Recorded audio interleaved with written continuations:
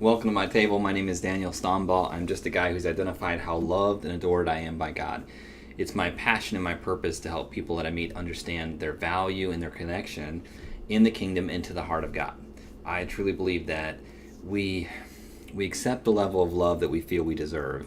And that can be frightening because you can only give away what you understand you have. And so if your understanding of love from God is through a performance-based acceptance mindset, then that's exactly what you're going to give out to people around you. Your love for others will be one that's spoken of with word and given out in deed, but it's based upon their other person or the recipient's performance. That's how most of us give love out. And so when you come across the Song of Solomon, it's this massive throat punch to our performance-based acceptance love, and it really puts it down to this is how God sees us, and this is the love that you have been given by the Father. And so as you read through the Song of Solomon, as you go through this Bible study with us, what you're seeing is this refreshing every day, like a reset button through our understanding of God's love that takes away the performance-based acceptance and gives us the love that's given by a genuine pursuer, and we are the pursued. And so we're going to jump right into, we're on day number 10 if you're in your book. It's in Song of Solomon chapter 1 and verse number 14. And by the way, if you don't have your book, you can go to danielstombaugh.com and pick up your own copy of our devotional and keep up with us as we go. But we're on day number 10 today. And the text says this: "My beloved is unto me as a campfire, a cluster of campfire in the vineyards of En-gedi." And so we got to understand that Solomon is speaking about the bride. So just to back it up a little bit, they were in the chamber. He took her to dinner. They were sitting at the dinner, and as they were at the dinner, they were talking. And of course, we described what the dinner was in the last video, but here he is after dinner. They get up and they're going for a walk. He wants to show her this garden, this place that he has. And it's called En-gedi. And En-gedi is awesome. En-gedi was not, it was the most impressive display of power Solomon could have ever had. It was not the temple, it was not the gold and the silver, it was not the riches. En-gedi was something that was different. It was a wasteland. It was this valley that was desolate and arid.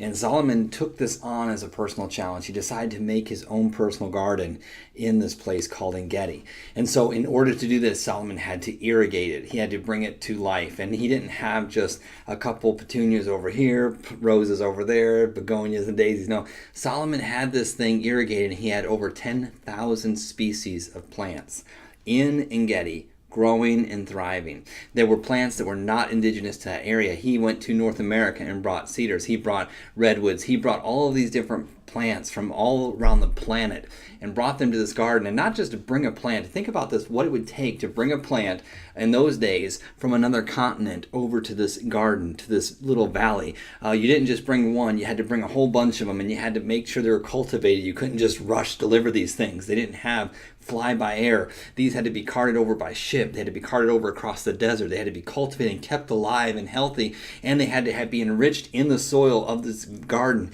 They had to be put in this garden. It had to be thriving. So these were plants that were, think of a greenhouse that you have. We have botanical gardens here in Alabama. So if you go to these gardens, and they have plants from all over the world here, and some are kept in greenhouses. They kept in these places where they could thrive in an environment that is not where they were naturally from. And he brought her there, and he was showing her this garden, and then he stops and he says, "You're like a cluster of campfire," CAMPHIRE.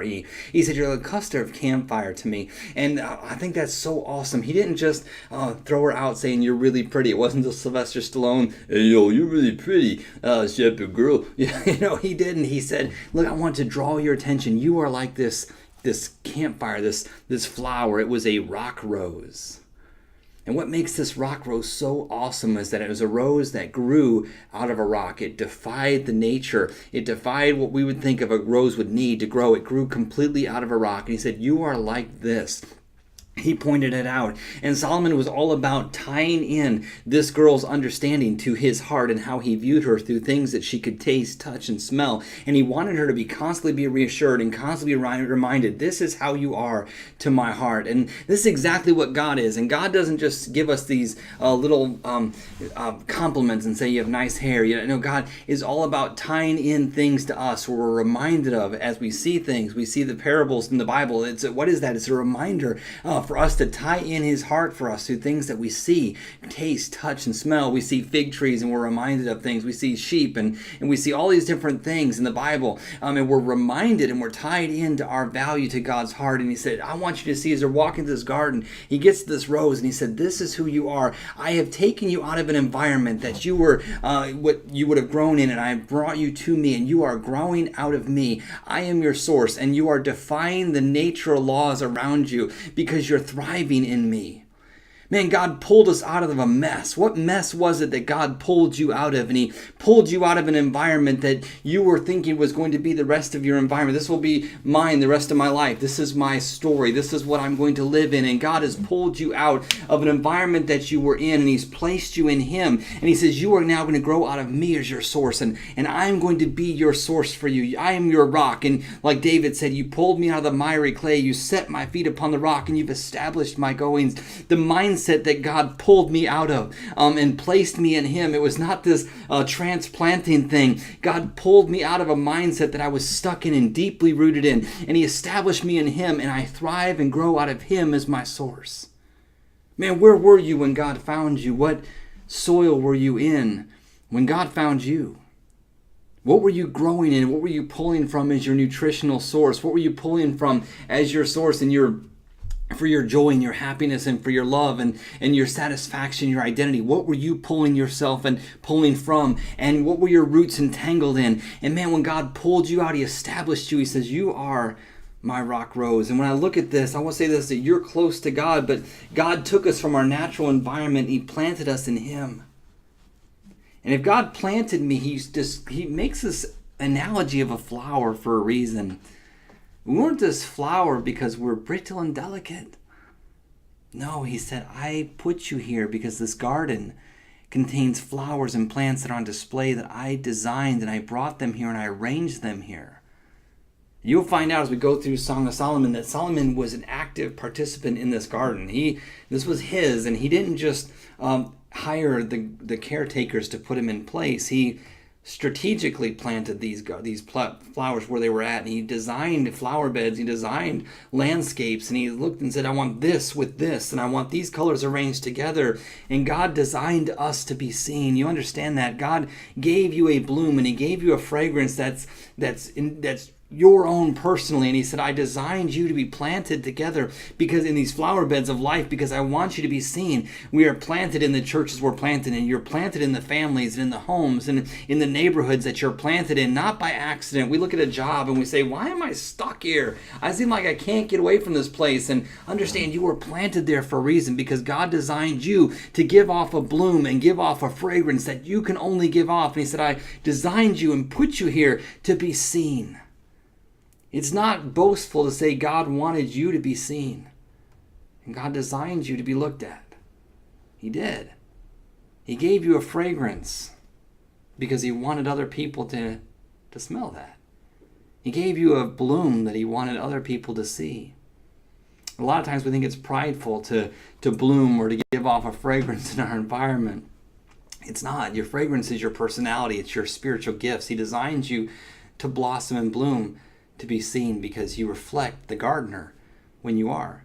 I used to work at a place, and this lady that worked, we shared an office, a big office, about 4 or 5 of us. And this lady, when I first got there, I noticed that she was very, very effervescent. She had that personality that was very alive and awake. Her name was Tony. And she gave it off, and people would come by, and she always had a smile, and she had this personality that wouldn't quit, and she made everyone feel welcome in that environment. And her name meant meant fragrance. It meant it literally meant a flower, to bloom or to fragrant, and that's what she did. When she was walking in the Spirit, that's what she did in that office environment. She gave off that fragrance to everyone around her. And it's awesome to me that God designed each and every one of us for that same exact reason, to bloom and give fragrance to people that pass by us. And you are God's flower. In the last couple of videos ago, I asked you to write down on your bathroom mirror or onto a 305 card and put it somewhere where you'd see it on your refrigerator, on your dresser, or on your dashboard of your car. And I will challenge you to do that today, to write this out. Write out, I am his flower. Because you are. You may think you're a stinkweed, you may think you're a ragweed, but you're not. You're God's flower, and God designed you to give off a fragrance and give off your bloom. So do that today. Give off your fragrance today. Give off your bloom today. Let other people see you and enjoy the fact that you are planted in Him.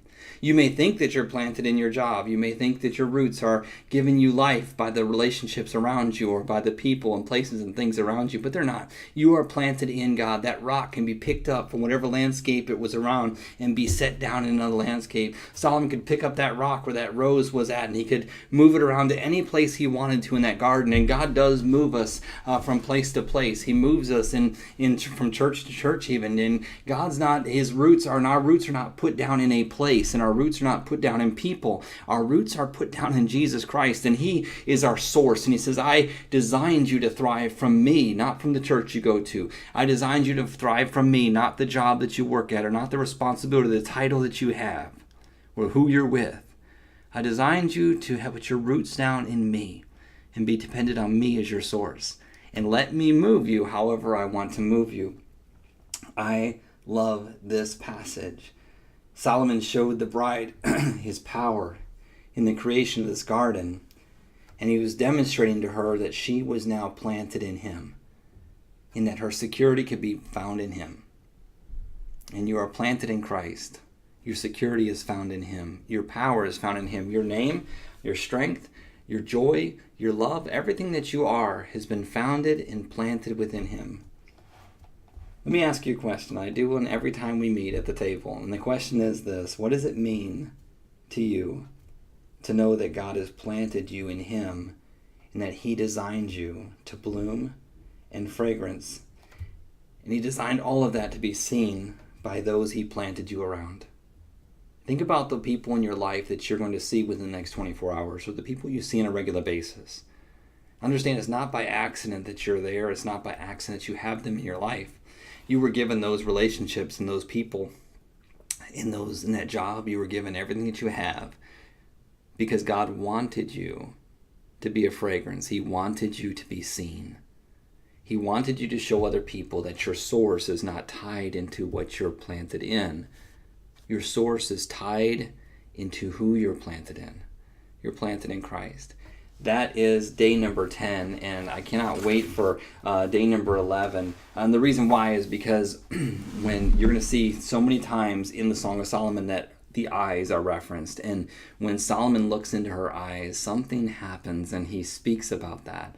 He speaks about what he sees and what's activated in him, in his heart, when he looks in her eyes. And it's awesome to me because the eyes are mentioned so much. There's so much symbolism in the eyes. And when God looks in your eyes, what happens to His heart when He sees your eyes? You may have never thought about that before, and I promise you'll never look up at the stars again the same way after we see day number 11. Thanks for joining me at the table, and I'll see you next time. Bye-bye.